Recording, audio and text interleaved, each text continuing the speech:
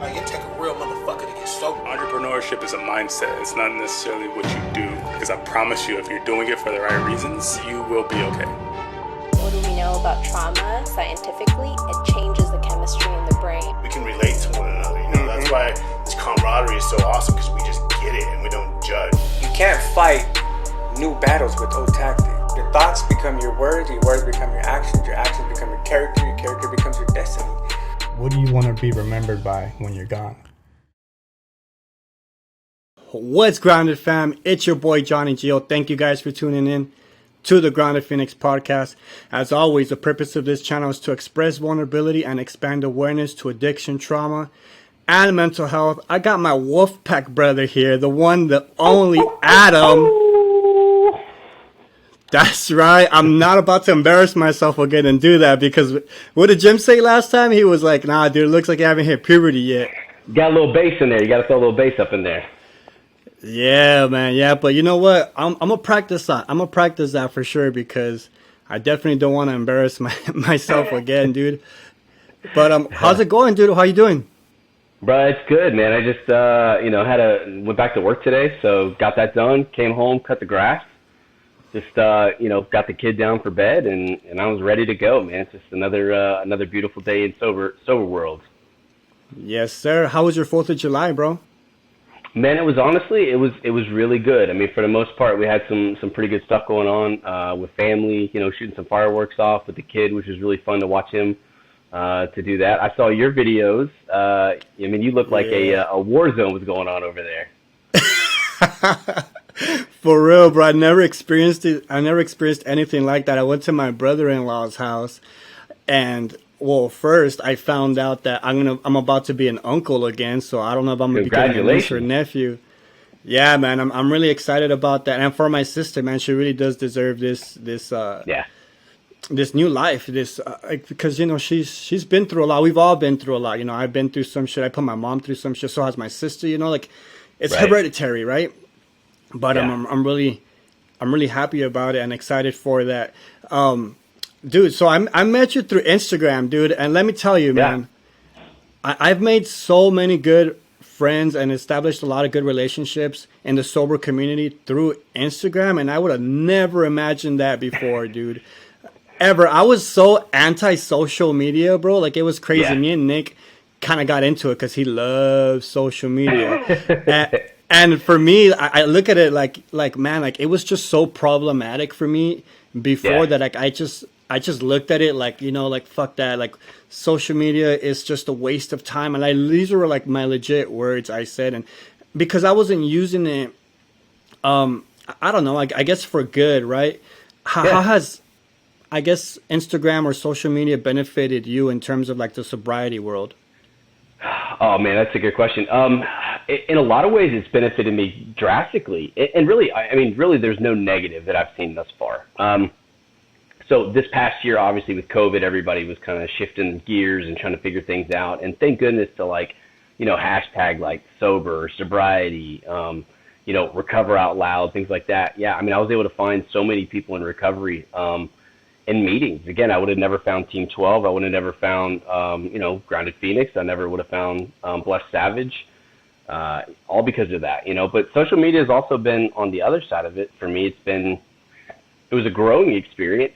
So I've been off Twitter for 3 years now, partly because they asked me to, but partly because I decided.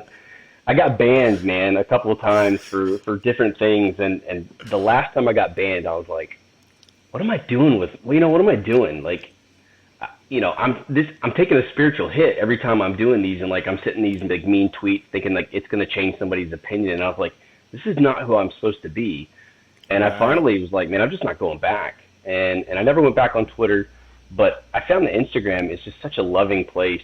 And people are really supportive of each other, and especially in the recovery community. So I honestly don't know how I would have made it through COVID, at least with my sanity, if it hadn't been for like social media, Facebook, Instagram, directing me to meetings. So what about you? I mean, how's it been for you this time? Well, I mean, let me tell you, I've had an Instagram probably, I don't know, like a year and a half. And prior to that, I was off of it for like 8 years, bro. And the main reason for that is because I was, for me, partying, and like I followed a lot of people that were into partying, friends and all that, family members, and to see posts like that, it really did trigger me a lot. And not only that, like women was like, for me, is like, if I saw women partying and like I was able to talk to them, like I wanted to be a part of that, and I wanted to fit in. And if that's how they had fun, that's how I was having fun. No doubt. But nowadays, dude, like I just look at it as a platform to really spread the message of experience, strength, and hope, and expressing vulnerability. I think that's like one of my biggest things right now. Is kind of encouraging people to kind of realize that it's a strength and not really a weakness. Because I mean, I remember before just thinking like, oh, who would want to do that and show vulnerability? That's like a weakness. Why would you show people where to like hit you or to know things about you? But on the contrary, like once people know that, it's just like, dude, you have nothing on me. I kind of refer to like the 8 Mile Eminem last bars he threw on, I forgot that one guy, just to kind of say like, I'm this, I'm this, I'm that. You know, like, what do you got on me? I kind of just murdered my own self. Like, you got nothing on me.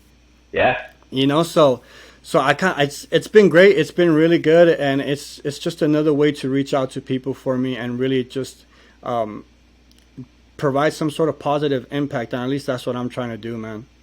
Yeah. Well, and again, like, I mean, like we connect with each other on so many different levels. Like yesterday I had, even though it was 4th of July, I had a great day, but like something came up around the house, like not with the wife, but the dog got out and the neighbor was like mad, and and he was like, you know, I mean, we had a storm that came through that like knocked a whole tree down off of our on our fence, and so I put the fence back up or whatever.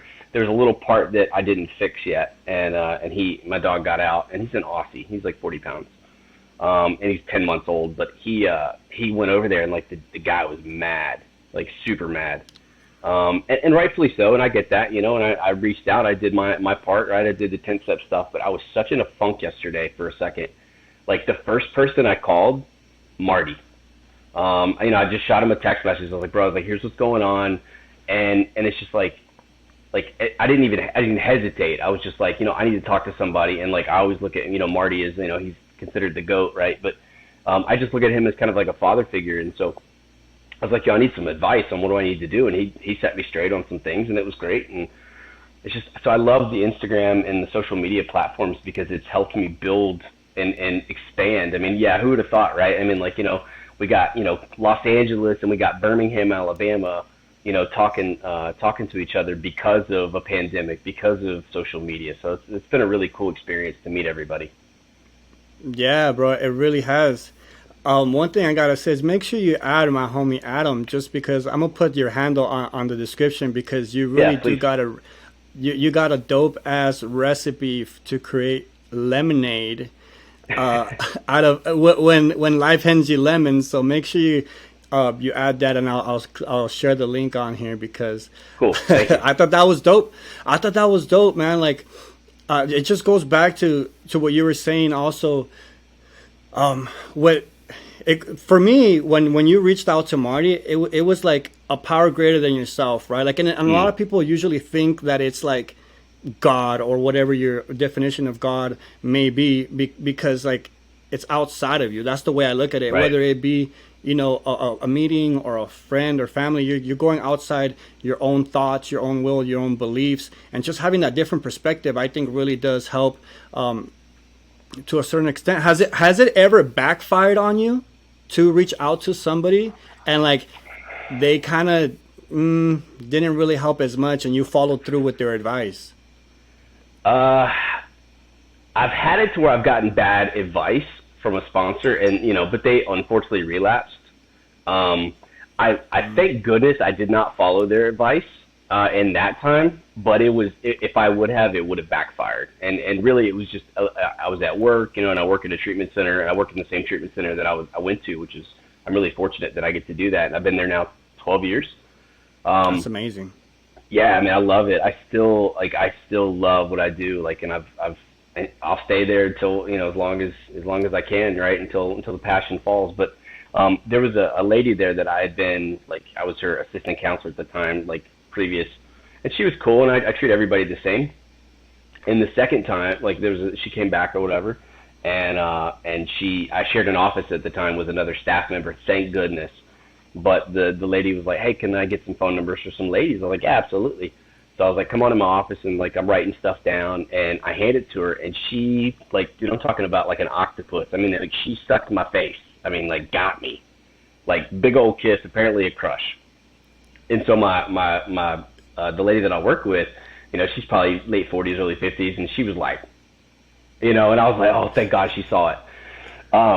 So I was like, hey, this is a boundary. You can't cross this. Thank you. Please head out of my office or whatever. So I call my wife first. Actually, no, I called my sponsor first, and I said, hey, man, this is what happened. And he goes, nah, I wouldn't tell your wife. Nah, I wouldn't tell your wife. And I was like, dude, if I don't tell my wife, and somebody ends up joking on me about it later, and it's like, hey, you remember that lady that kissed your face? And my wife didn't know about it. She'd have been like, why didn't you tell me? I'm like, it wasn't that big of a deal. Well, if it's not that big of a deal, be honest, right? And so I've been fortunate. My wife and I, we have a really good relationship and really honest and transparent. And so I ended up calling her. I said, hey, this is what happened. I said, Stacy was here. She heard everything. She saw everything. And my wife just started laughing. She goes, I ain't worried about you. She's like, I know you ain't going nowhere. And but if I would have took that advice, dude, I don't know if I'd still be married. You know what I'm saying? I mean, it's just that little sliver of doubt that I could have put in my wife's mind could blossom into something bigger. And that's what got me honestly into drugs and alcohol, was like that I took that little thought, that insecurity, that lack of confidence or whatever, and I just let it morph into whatever it became, and it ended up, destroying me. Right. Yeah, dude, I'm glad you told your wife too. I would have done the same. I mean, they took the first action, first of all, and right. they kissed you on the face. I mean, it's funny, she laughed it out. She's like, no, I know my husband's a simp. I know what I got. No doubt. No doubt. When you got it good, you don't need to go nowhere else, right? That's right. Dude, so I know you're a father yourself, man. Yeah. And so am I. What are some things that, or can you envision yourself being a father in active addiction, and what would that look like? Not good. The book talks about Dr. Jekyll, Mr. Hyde, and that's who I am, man. I'm not the same person when I'm sober as when I'm using. I know how it'd be. I would be annoyed with my kid. I would be like, go to bed, go hang out with your mom, go do something. Here's your tablet.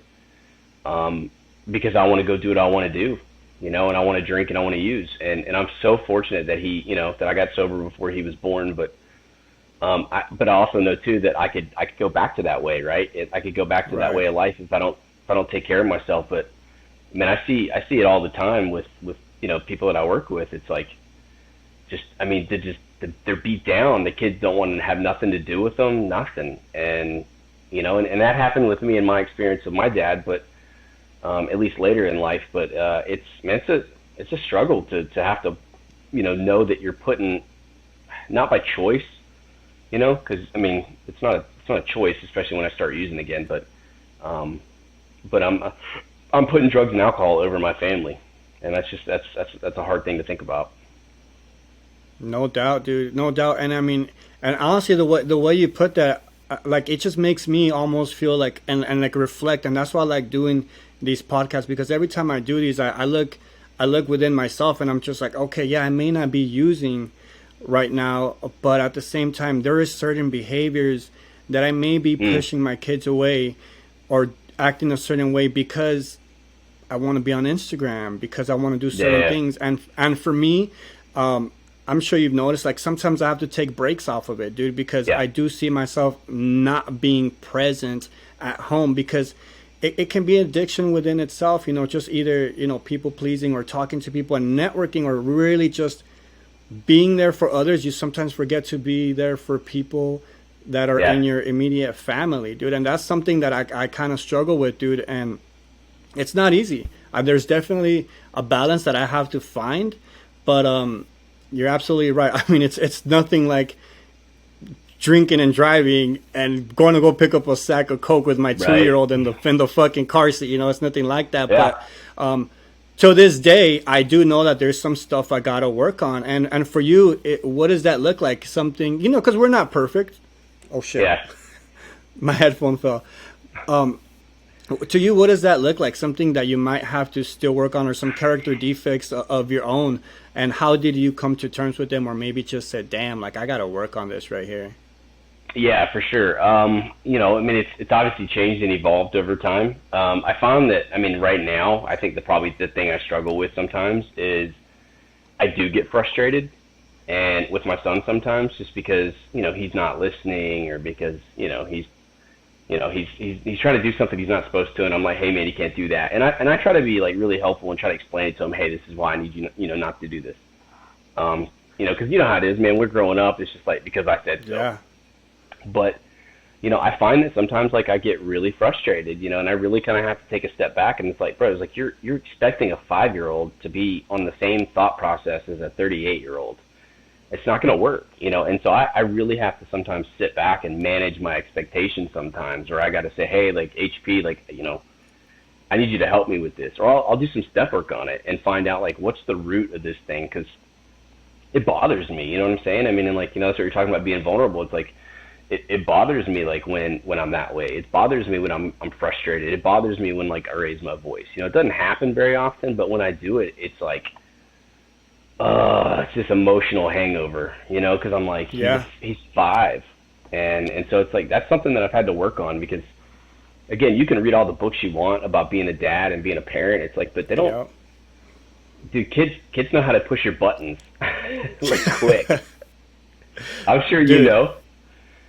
Definitely, man, definitely. And taking a step back is something that really does help. And I don't know, dude, because to me sometimes it's not just them asking what they want, or like daddy. It's not just that, because I love the fact that they look for me for help. Yeah. I love that, because I'm actually being somebody that has a responsibility, something that could help somebody, right?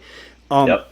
But usually something else is attached to that, like a feeling that, or like something happened prior in the day that kind of just triggers that. And for me, like I really have to pay attention to like, okay, what happened throughout the day, or what's bothering me right now, and actually try to work on that rather than going off on my kids. But yeah, but it's definitely a work in progress. So I appreciate you being vulnerable, because that's what this channel is about. No doubt. I gotta ask you this, bro. So we practice honesty. I know I gotta be honest, bro. What was your most scandalous lie in active addiction? I'm sure there was a few, because I know I was a motherfucking liar. But if there was one, like, what was the most outrageously scandalous lie that you ever said? Golly, man, that's tough. And I don't know, like I can't think of anything like off the top of my head, but I can tell you that it definitely was like, I used to steal stuff, but I would steal stuff of like my friends that I would steal a pair of shoes. It's like, I can't wear those shoes because, one, they didn't even fit me, but like I can't, you know what I'm saying? Like, and I can't wear them in front of my friends. One time I told somebody that I was going to Atlanta, and then I ended up in Panama City and got caught. And they were like, what are you talking about? I was like, no, I didn't tell you Atlanta. Like, you're crazy. I proposed under active addiction in a blackout, and then played it off like I had no desire. I was like, no, I didn't do nothing. Like, you're kidding me. You're dreaming. Like, I didn't propose. What are you talking about? But yeah, there's definitely, I mean, I was going to tell you anything and everything that I had to be able to get what I needed to get, you know? Right. No, I totally agree, dude. The reason why I asked that is because now I can't imagine myself doing that. Like, I feel instantly guilty. Like, even if I don't lie, even if I just kind of say something that's not like 100% the truth, I just feel like shit, or I get instant karma, or like if I get out of character, it's like not even a lie. Let's say I just do something that's totally not within me, the person that I am. For example, once I was at work and I raised my voice at some guy because he was in my way and he gave me an attitude. Instead of being the bigger person going around, like I yelled at the dude. I was like, I'm just trying to do my fucking job. Like, get out of the way. I go to the back and I pick up a dolly full of cases, and this shit, I lift it up and I get hit right in the fucking nose, dude. So to me, that was like instant karma, and I was just like, dude, Yep. you didn't have to do that, man. Yep. No, it's true. It's like you get that instant guilt, and then a lot of times you go back out there trying to find the person and be like, hey man, like I'm sorry, like I was wrong or whatever, and they're gone, you know, and you're just like, oh, that sucks. Dude, but no, you know, go ahead. My bad, dude. I gotta say this before I fucking forget, man. Like there was this guy that was walking down my street like 2 weeks ago, man, and it's fucking killing me, dude, because this guy I mistreated as a 4th grader and 5th grader. I had him in both grades. And I don't know if you remember back then, but like we used to get like rubber bands and like get paper, fold them up, and just kind of toss them across the room. Yeah. Or like paper clips on pencils, mechanical pencils, and kind of shoot them out. And I would fuck with this kid. So fucking much, man. He used to crap his pants, and we would clown and make this kid cry, dude. And I remember once I went to the principal's office because I shot this fool point blank because I wanted to be cool. I wanted to fit in. Yeah. And I saw his face. I was driving, and I was like, holy shit. My first thought was, I need to go apologize to this fool and go. He may not even remember me, but I need to go bring this shit up and just clear my fucking conscience. Dude, I had a car behind me. I made a right, and I couldn't make my way to him, and now it's fucking with me, bro. It's fucking with me. But if I see him, best believe I'm just going to turn my car off, even if I have a car behind me, and just go up to him and just throw it in park, right? It's crazy, man. I always think about like the scene in Billy Madison when he calls that guy and he's like, hey man, I'm sorry for the way I treated you. He's like, no big deal, you know, I don't even remember that, you know, and they get off the phone and he like takes them off the hit list, you know, and then rubs like lipstick on his face. Bro, But probably I wouldn't doubt it. We put that kid through so much, and I was like a key contributor, man, and now I just want to apologize to the guy, man. I want to show him some love, dude. I want to get him something to eat or something to make up for that. And that's the cool thing with social media, though, right? Is that social media allows us sometimes to find people that we owe amends to. If we can remember their names and stuff like that, it's like I can still look, you know. And again, I may not find them, but at least, you know, that's what it says in the book, right? Is that like at least I'd be willing, and so I mean that's obviously the sign for you that you're willing to make that amends. Yeah, dude. Yeah, and I mean, I don't know if you know, but like I just recently started the 12-step program through NA, and the reason why I wanted to do it, dude, because I mean I have almost 6 years sober, but I really wanted to grow spiritually, and I was doing so many podcasts and episodes with people that did the steps. I was just like, fuck, like I want what they got. Like I was like, I want to know this feeling. I want to go through this process, you know? And for me, I look at it as like, I wasn't technically in a program per se, but I did do some work on myself. And I remember you commenting something on an Instagram live about recovery. It was like a topic, recovery versus sobriety. And the main point there is that when you're in recovery, it's like a process. You're working on yourself, and just being sober, it's like you're just kind of you don't have the substance anymore, but you still have those character defects. You're still not working on certain things, certain aspects of your life. And I don't know, I kind of felt like, I was like, I think I was already in recovery, but I just didn't have a program, you know, and people find it anyway. People find it like multiple ways. You know what I'm saying? Like, I mean, like you did a lot of cool things, right? I mean, you were able to start your own company. You spent time with your family. Like, you got exercise back into the routine. You know, I mean, like all of those things are part of, you know, spiritual connection. And that's ultimately, that's what the program offers anyway, right? Is like, it allows me to connect spiritually. So, you know, I was telling somebody today, it's like steps 1, 2, and 3, work on my relationship with my higher power. 4 through 7, work on my relationship with me, and then 8 and 9, work on my relationship with you. And then 10, 11, 12 help me kind of keep those things together.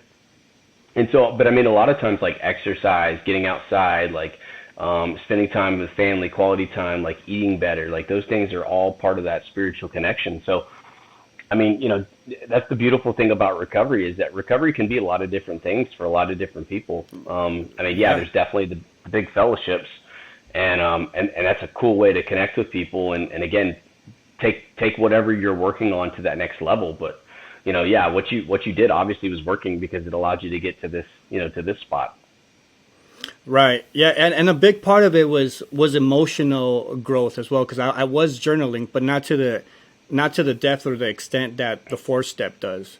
Cause I actually started I started the fourth step, man. And I started bawling, man. I started crying cause I put some stuff on there, and my sponsor had me put it in a certain way. And I was just like, holy shit, I did not know that was there, but one thing I've noticed is that you can't really connect with people if you're not on that same frequency or that same vibe. And what I've realized is, spiritually, I can't have simple talks with people anymore. I can't just have like these small talks. Like, I have to connect with this to feel like I'm actually, I don't know. I'd rather just not talk to somebody in that case, unless, obviously, like maybe like an event or something. But I really try not to waste time doing that. For you, do you find yourself like even being attracted to people that are not spiritually maybe to your level per se? Because I really do think that birds of a feathers flock together. Yeah. And you attract like what you are, essentially. For sure. No, I mean, and I think as you grow in recovery, and I think as you grow in life, like, right, you want more substance. I think we spent so many years, I know I did, right? I mean, I spent so many years behind this mask.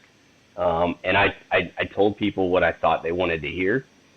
So when I actually got my own thoughts back, right, and I could get my own thinking down, and I realized that I could think for myself, then I started getting a lot deeper, and I started asking myself questions that, like, especially with spirituality, I mean, like, that's, you're definitely going to peel back some layers on that. Or, like, the idea of looking at your fourth step and seeing, like, what was it that caused that behavior or that reaction. So, yeah, I love it, man. I love having conversations with people. Some of my favorite times in recovery have been, like, just chopping it up with people after the meeting, and just talking about life, right, and talking about, like, anything from recovery to spirituality to parenting to, I mean, just, philosophies on life. Like, what are we doing? Like, why are we here? What's our purpose? And yeah, if people don't, it's not bad if people don't have that, you know what I'm saying? They don't have the benefit, I guess, of recovery, but I would much rather, prefer having those conversations with people that's going to add an element to my life, right, and add value to my life. And my hope is that I'm adding value to somebody else's life too, with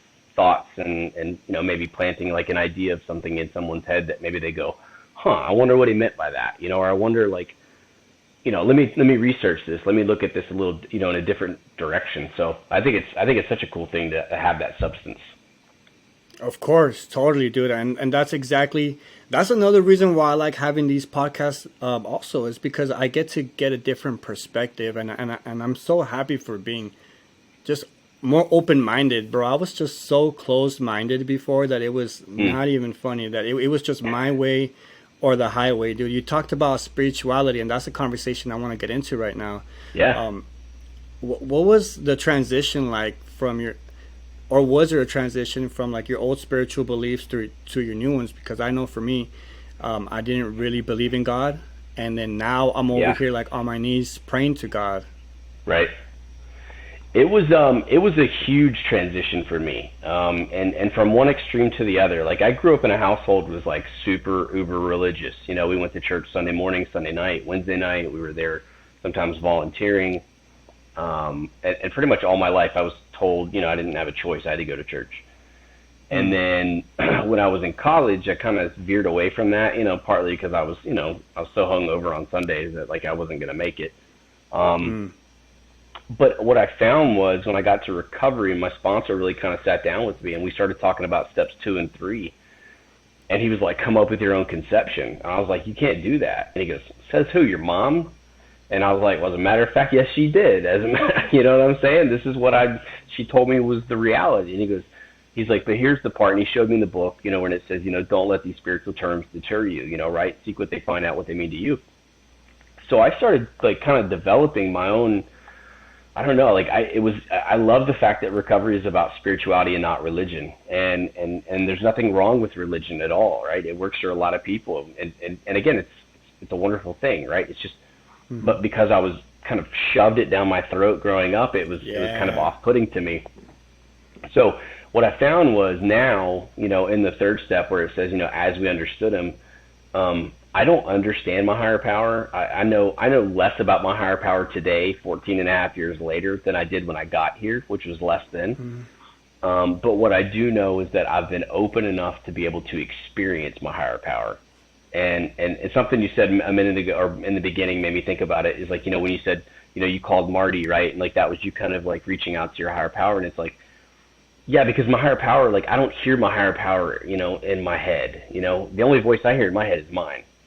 But when I call Marty, or when I call you, or when I reach out to, you know, to Daff at Sober Tribe, or I'm reaching out to, you know, Haley, right? And I'm talking to Haley, it's like I hear God and my higher power through those people based off what they say. So I can't hear my higher power, but yet I can hear my higher power through other people. And I can't see my higher power. It's not like I can just like, you know, look on the other side of this room and see, you know, this all being powerful thing. It's like, but I can see my higher power when I look at my son, you know, or when last night I was watching the sunset, you know, it's like, that's my higher power, you know? So it's really cool that this transition's happened. And so I've been able to go deeper in spirituality because of kind of removing some of those old ideas that I had about like, this is what this thing is.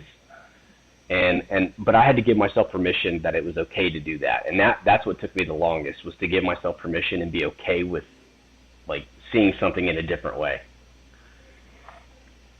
Yeah, totally. And it was hard for me to understand at first that you're like, I know him less now than I used to, because for me, it's just like, holy shit, it's like you're more spiritual now because you have less understanding of what that might be. And it's because it can be basically anything, as long as it feels right for you and it aligns with certain principles that you abide by in your everyday life. And to me, I really do believe, bro, when I pray, it's like, it's a feeling for me. It's like this feeling of just like you're being truthful. You're being, like I get goosebumps, bro. And if for some reason I don't get goosebumps, it's because like there's like no connection right there. Like maybe I'm not being 100. You know, maybe what I'm trying to say, or what I want, it's not coming from a place of love or from a place that is, you know, for the greater good. So I have to go back and I have to check myself, and I'm like, well, why am I asking for this? Why am I praying for this? And where is this coming from if that's the case? And that's just the way I do things. I mean, everybody does things their own way, but it wasn't like that always, dude. I had to get into crystal chakras first. Yeah. Because I was like, fuck God. I was like, you know, like because he had let me down so many times, you know? And as a Catholic, I was just so turned off by it, dude. So gradually I went from crystal chakras to meditating to like getting on my knees. So for anybody watching, like, you don't just got to go 0 to 100 real quick. Like work your way up there. You know? Yeah, for sure. Yeah. And that's sometimes like, you know, I used to pray in the, after the meetings at night, you know, cause there was a meeting that met here in Birmingham, and I went every night. It was 7 days a week. It was at 8 p.m. Central. So it was like, I knew I could always be there. And that's where I literally spent my first probably year and a half, 2 years. And in the beginning, I would pray on the way home because it was dark and no one could see me praying out loud, you know, cause I'd be in the car, like driving. I'm like, all right, what's up, God? You know, whatever it is. And like, and it was one of those things I had to kind of find that comfort in. And now it's like, yeah, I can find it through meditation. I can find it through going through a walk. I can find it through listening to music. I mean, I can find like, and that's the cool thing is about like, I don't have to, at least for me, right? I don't spend a lot of time in prayer. I pray every day, like no doubt. Like I'm always going to pray like every single day. That's the one thing that I found that like is consistent, like in people who have like a long time sobriety. is that spiritual connection. But I may spend 2 minutes in prayer in the morning, because at the end of the day, I don't know what I need. I don't even know what I want. You know what I'm saying? So like, I just ask like my higher power to like help me to be, you know, a good person today. Help me to be self-aware, so that if I see someone in need, that I can be helpful to them. Help me to be better today on patience, and you know, where I struggled yesterday with patience. And that's it. And then the rest of the day, I'm in meditation. You know what I'm saying? And I'm not necessarily like, you know, kumbaya, stuff like that. But I'm in like, you know what I'm saying? Like I'm in like maybe like doing some deep breathing for a second. You know, I'm in just walking outside and listening, you know, for 60 seconds and not saying a word, and just listening and trying to find that, you know, like you said, like that frequency. And it's been, I don't know, I look at that. I look at spirituality and my connection with God is very similar to my cell phone, right? Is that we all love our cell phones, right? And we're all connected to technology today. And every single night I put my phone on the charger. Because if I don't charge my phone and it hits zero, it's paperweight. It's useless. It does nothing for me. It's just a block. But if it's charged, like it has so many different functions that I can use. And that's how my connection with my higher power is. Like, I cannot let it hit zero. You know what I'm saying? I'm hitting like 50% and above, like every day, trying to keep that connection charged. And so, you know, sometimes like I may pray in the morning, and that charge that I get in the morning will last me throughout the whole day. Sometimes that charge may get me to the half point of the day. Sometimes that it'd be like, you know, like the old school days where you like, your phone's dead, you charge it for like 5 minutes and then go to the next place, and then you charge it for another 5 minutes and go to the next place. It's like, that's how it is sometimes for me, and it's cool. But the thing is, I can't let that phone die, and I can't let that connection go. Bro, that is a fucking incredible analogy, dog. I'm gonna use that shit. I'm gonna make sure that shit's charged 100% all the time, bro. Damn, that shit was dope, dog. Appreciate that, man, yeah, for sure. I mean, because it is. It's like you look at all the cool features that your phone has. You know, when it's charged, it can, you know, you can do email, maps, and stuff like that, right? You can do calculator, you can do YouTube, you can do all these different things. But if it's not charged, it's useless. And so, like, it is that way for me, like that with my higher power. It's like, you know, my higher power, I can tap into so many different functions of my higher power, like if it's charged. And again, it's not going to be charged 100% all the time. That's where the work comes in, right? And I've got to continue to keep putting in that, you know, keep plugging into the outlet, you know, so to speak. But yeah, it's always something I've always thought about, is that idea of connecting that power. That's awesome, bro. I really appreciate you sharing that. So you still work in treatment, right? I do, yeah. I've worked there for 12 years. I went there, you know, 14 and a half years ago. Back in, my sobriety date was December 22nd, 2006. So that's when, yeah. I was a youngin', a 23-year-old, you know, scared to death kid. So yeah, it's been a long run, but like really fast at the same time. I want to know, dude, because I'm trying to get my alcohol and drug abuse counseling certificate to add some more knowledge and you know, opinions and different like actual facts rather than my own experience to the channel. Yeah. How are you able to sustain it for that long? Because I've heard people say that they just get burned out sometimes, bro. Like, I know you have a strong passion for helping others, but maybe spit some game on how you're able to sustain that. One is self-care, and that's something that I wasn't very good at in early on, you know, because I was so afraid to tell people no, because I felt bad because of all the things I'd done in active addiction, that I was like, I'm just going to say yes to everything, and I did for a really long time. And I definitely did get burnt out in recovery stuff because of that. Always saying yes, always having like no time for myself, you know, going to H&I speaking. But I took that experience and I was like, okay, how can I make this happen, right, for work? And so one is that I've got a great group of people that I work with that I love, you know, and I love to go to work and I love to spend time with them. Like me and my buddy that he's in the office right next to me. We literally just break each other's balls all day long. Like I'll be in a Zoom meeting and he opens the door and he's just making all these faces and doing the DX chop and stuff like that. And so just like, you know, I decorated, he went out of town or he had to go up to like a different location for like a week. And when he came back, it was in June. I had decorated his office with every Christmas decoration we had. I had a Christmas tree, lights everywhere, ornaments everywhere. I had 18 wreaths hanging up in his office. So that's definitely one way that I find that I stay kind of like, humor is one of those ways that helps me, stay connected. But I just, man, my mind is always racing and thinking of like, okay, how can I be better? How can I how can I take this subject and make it like more interesting for people? And so that's always been something that I've always prided myself on is trying to connect with patients as much as I can. And like you said, I mean, being in recovery, yeah, people, get burnt out. But I also know too, at least in my experience, where at least in my office that I work at, I'm the only one that's in recovery. And so not that I put that on my shoulders, but I want to help them understand addiction better so that they, know how to help their people. And I love what I do, man. It's like, it's one of those things that I know there's people out there that have jobs that they don't like. And if you don't like your job, man, find the passion that you have, whether it's graphic design, whether it's music, whether it's getting certifications to talk about things like in recovery, because man, we spend 40 hours plus a week doing something. And if I'm not, what I'm saying? If I don't love it, I don't want to do it.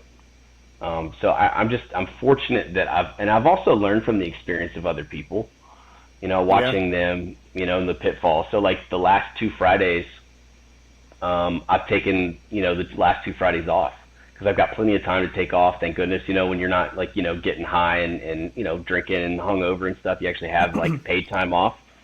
Yeah. On Fridays it's really laxed, and as long as I have to do a group like once every 6 weeks. So outside of those, in that time frame, I've got 5 weeks that I can play around with. So on a Friday, I may take the day off and just rest, do something fun, go hit golf balls. I may go get my nails done. You know what I'm saying? Go get a pedicure. Who knows? Nice. That's what's, I've never gotten one, bro. How's that experience like? It is so, listen, if there's ladies watching this, they're going to be like, dude, I'm telling you, it is the coolest experience ever. Like, man, they're like massaging your calves. They're like making your feet feel so soft. Like I'm telling you, it's the coolest thing ever. You sit in a massage chair the whole time. Like you get in a massage the whole time. If you'd have told me 14 years ago, right, that I was going to get a pedicure, I'd have laughed in your face because I was like, I don't hug men. I don't, you know what I'm saying? Like, I'll give you like the half hug. That's it. I didn't wear pink shirts back in the day because I was afraid of like what people thought. Like, dude, I'm telling you right now, like I got pink polos and I go get pedicures and I love it. Bro, my No fucking shame. toes are fucking, I'm dangling my toes right now, just straight fucking, I'm like ready over here. I never thought I would, but you're like low key convincing me right now, bro. You're good. You're This good. is it. Do you work for a freaking, huh? I'm telling yo, Ricky Rock gets it. Oh yeah, I know he does. So, I mean, I'm just saying, like, I mean, you know what I'm saying? Like, I mean, you at least know a couple of guys that are doing it. So, I mean, it's you go one day, you go just like take a friend with you or whatever. And so that way it looks like you're just being like, you're doing your part. But I'm telling you, dude, your feet will feel so much softer. Like, I mean, you'll feel like you're walking on air afterwards. Sick. Oh my god, you got me, bro. Is there? Hey, you got to start like maybe like your side hustle as like a men's nail salon spot, bro. Like, is there out there? I don't know. I don't know. That's a good thing to research now. We got this. Like we're making money. Hustle. No, but going back to what you were talking about, dude, that's part of self care right there, man. Yeah. And I think that's big. Definitely something I'm going to practice more of when I go into this field. Another topic I want to talk about is like relapse reservations, because like I know for me, it's just the thought of like, Lord forbid, like something horrible happening to like my kids. Yep. I can't even imagine that. And like that, for me, like, bro, I could walk down a liquor store right now. The sky could be falling down. Anything.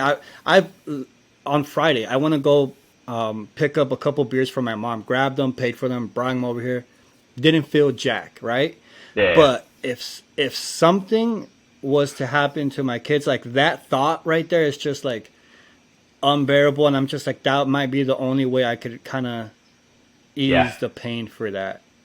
Yeah. No, it is. It's like when you become a parent, I mean, you know, and people don't understand this. Like when you become a parent, like you do think about that stuff, right? What happens if something happens to my kid, you know, because the reality is that something can, you know, and it happens to people. And I will say, like, you know, that definitely would be a reservation. And I think it probably still would be to some extent, you know. It's like, I don't know how I would deal with that pain. I don't think anybody would know how to handle it until they got there. However, I will say that my grant sponsor, he lost a child, and I was fortunate enough to where I was able to be there that day for him at the hospital. I'd never cried my eyes out I'd never cried like that before in my life, and part of it was, I think, because I had like 6 months sober, and so there was a lot of feelings that came up because of, you know, that I'd been holding on to for years. And then there was this part of like powerless, you know, and I'm just like, I am so powerless over this experience. Like, I can't help this man. You know, this man like literally helps, you know, turn my life around and help save my life. And there's nothing I can say that's going to fix this. And I just remember him like, he put in this huge dip. I mean, like a whole can almost, it looked like, in his mouth. And he just sat there and he said, there's got to be a plan for this. And he said, I don't know what it is, but there's got to be a reason why this happened. And he stayed sober through that, you know, and now he's got, you know, beautiful kids and great relationship with them. But like, I just remember that experience of like, I sobbed in that hospital, you know, just because I knew him and I'd been around him and I was growing, you know, and he was helping me be that person, and there was nothing I could do. And so, yeah, when my son was born, it was like that thought crossed my mind. I was like, gosh, what if that happens? And the only thing I know is that, like, you know, could I stay sober? Yeah, you know, and just because I know that he did. And so I can't say that, you know, well, I don't know, no, but everybody would relapse. It's like, well, no, not everybody would relapse, because I know somebody who didn't. And so he would be the one that I would call if that happened, you know, and it sucks when people have to go through those experiences in life, but like, thank goodness it's like they come through it in recovery and they share about it in meetings and they talk about it. And because I need to see people go through struggles and come out the other side, so that I know that if I go through those same struggles, I can come out the other side too. Definitely do. I really do think, I don't know, there is no silver lining, right, to like that happening. But I guess his thought process was like, you know, if he would have stayed alive, maybe he would have gotten really ill and then would have had like, this, whatever would have happened, right? But I think that the solution to this, if you are having reservations, like because something may happen to your child, to get in contact with someone that has experienced something like that and, you know, overcame that, even if they did relapse and then, you know, they're in recovery again, or maybe they stuck it out, you know, and they did well. Either way, they can provide some sort of insight for you and you know, kind of just how to go through it. And it's tough, man. Sure. It's definitely tough. It is. And yeah, and people in meetings, you know, and again, thank goodness you can go in meetings, you can say, hey, like, you know, most people will know, obviously, if it's something like that, and you can talk about it and share about it. And so, like, if you come up across that thing, like, you know, somebody, they may not have that experience, but they can point you in a direction. And, you know, I know in Birmingham, like, we've got a community grief support center. And so they've, in a crisis line, right? And so you can call these places and get connected to people who have gone through this experience and talk about it and process it. Because again, it's not something that everybody has the experience with, and it's hard to imagine what it would be like. And I mean, I literally have sat there in the bed at night and thought about, like, gosh, what would happen if something happened to my kid, you know? And it's like, he's my world, and it's my ride or die. You know, we hang out together like all the time. That's my shadow, and I don't know. You know, I don't know what I would do. I know that I know I've got a good support system in place if something like that happened. You but I just, and hopefully I don't have to find that out, but if I do, I know that I can make it through it. It would be tough, but I can make it through it. No, definitely, dude. Great insight you provided, bro. You're really speaking with wisdom, my boy. I'm really glad we went kind of unscripted and we're just like, let's just talk it out, bro. I don't want to make this video too long. I don't know how much time we've got on here, but I definitely would like to have you back on, and maybe we could have a specific topic we talk about. Sure. Because you have great insight. You've been in the field of recovery for a long time. So, I mean, it's just a pleasure to have you on and for you to provide the insight and all the wisdom that you have accumulated thus far. But before I let you go, I got to ask you this question. Yes, sir. Come on. You already know that I believe there's 3 things in life that are guaranteed and that are marked in our gravestone. Our birthday, the day we pass, and that dash in the middle that represents the life we led. How does my Wolfpack brother Adam want to be remembered by? I think one of the most important things for me is to be remembered as a good dad, because that's really important to me. Because again, I just didn't have that experience growing up, and I really wanted to be a good dad. But I want to be remembered for somebody who was able to turn it around. To be that that take that second chance and use it to their full advantage to help people and to make somebody's life better.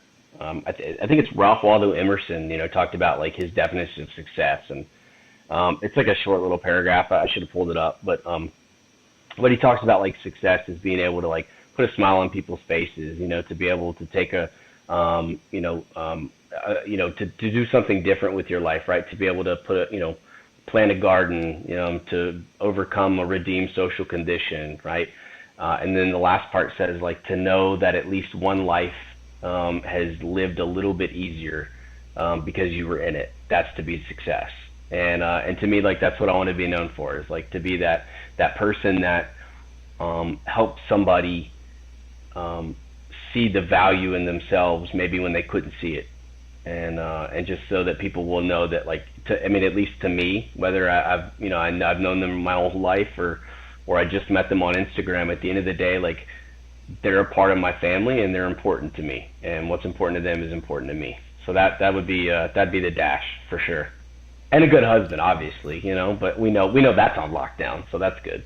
Yeah, bro, that's totally on lockdown, man. Very well said, dude. Bro, there's such a misconception in the world on like what success means, and you fucking hit the nail right on the head, dude. And I really do believe that that's how you find your purpose. It may not be your purpose for your whole life. Yeah. But it can be your purpose that leads you to your next purpose, and then the next purpose, which is just giving back in a sense to like in the way that you struggled with. Because I really right. And I talked about it with Nick the other day. I was like, bro, like believe it or not, like we're selfish and we are self-centered, and as if you find something that has really traumatized you or impacted you in such a negative way, and you could flip that around and use it for good, there's no way you cannot be passionate about it, because you know what this person's going through. You want to help them, because unless you just straight up don't give a fuck, but I really do believe that that fulfillment you get when you help somebody, of them saying, or not even saying anything to you, or just like you visually seeing them live a better life, it's just so fucking fulfilling, and that is true success to me, brother. No doubt, yeah. We see it in football all the time, right? Like one play can shift the whole momentum of a football game. And I don't want to talk about it because it's too painful for me, but Auburn versus Florida State, 2013, Auburn was killing them, and then they did a fake punt, and they got the first down, and next thing you know, dude, I'm talking about like they rammed it down Auburn's throat, and like that one play changed the entire outcome of a game. And so it's like if momentum has the capacity to carry that much weight in a football game, then what does it have the capacity to do that in life? You know what I'm saying? And so like maybe that one act of kindness, maybe that one like asking somebody how they're doing, Maybe it's that one time, like I'll offer my seat to somebody, or I buy somebody like a cup of coffee or something like that. Like that one momentum, that one decision could like have a positive ripple effect for the next 6 months for that person's life. And it helps me, right? Because it puts, a deposit in my spiritual bank account. And so that helps me stay sober. But there's some power in that, man. Like when we act, those acts of kindness really do play a huge component in someone's life. Just that one thing that we can do makes all the difference in the world. I'll never be the same.